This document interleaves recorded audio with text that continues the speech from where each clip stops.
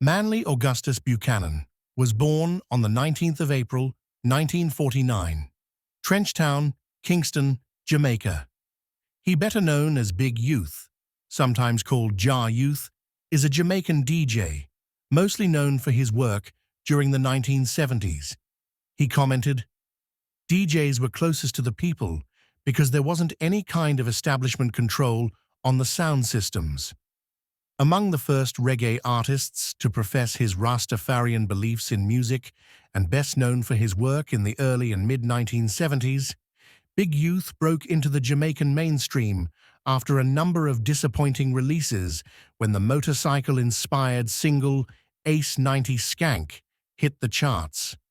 Called a stylistic and artistic innovator of the highest order in the Encyclopedia of Popular Music and an important pioneer by the Encyclopedia of Rock, Big Youth's style quickly made him the most popular artist in Jamaica, where he enjoyed fame and sales that rivaled even those of his contemporary Bob Marley. Now considered an elder in the reggae and Rastafarian community, he still records and performs music at his leisure. One of 5 children raised by his mother, a Christian preacher, and his father, a police officer, he grew up in chaos and poverty. Manly had a strong will and often clashed with his parents. He left school at 14, determined to make it on his own, and went to work as an auto mechanic at the Skyline and Sheraton hotels in Kingston. Here he was first dubbed Big Youth because he was both younger and taller than his co-workers. After hearing him practice using his voice in the hotel's large, empty rooms, his friends told him he should try to DJ. His sons, Zambo, reggae fusion artiste, and Esat Buchanan, who is more well known in the legal field, follow their father's footsteps in music. Together, they dropped a single titled Puts It Down, which they describe as a nice love song paying. Keep watching as we dive in deeper. Early career. He started to perform at dances, initially influenced by U-Roy, and became a regular with Lord Tippertone's sound system by 1970, becoming the resident DJ and attracting the attention of Kingston's record producers.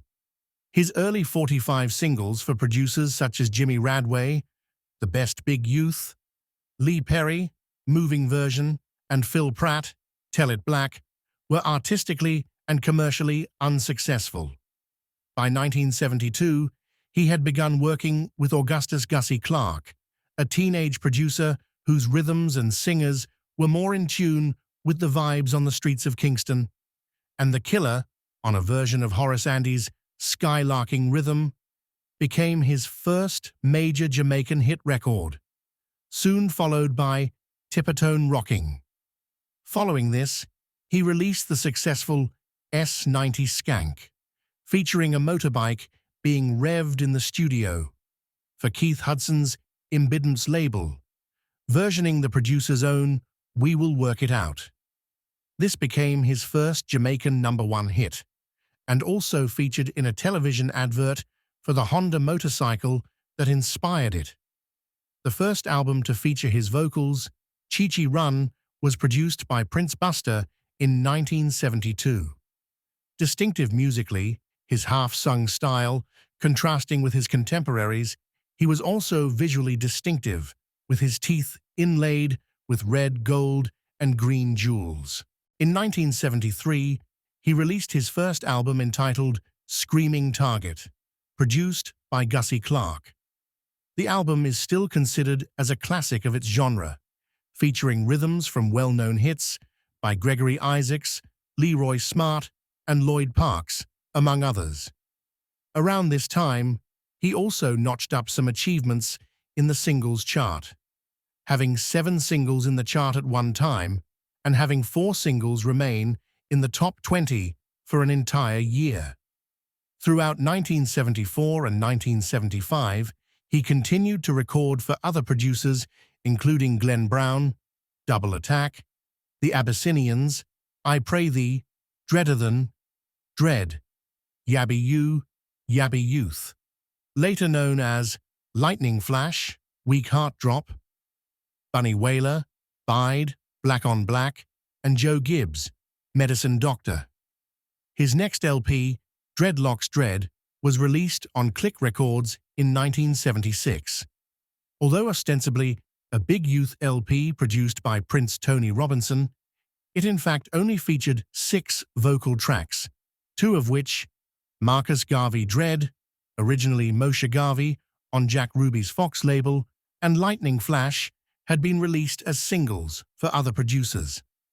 By this time, he had begun releasing his own self-produced recordings on the Nagusa Nagast and Augustus Buchanan labels in Jamaica, sometimes buying rhythms from producers for whom he had worked, but latterly using his own musicians, usually the Soul Syndicate Band.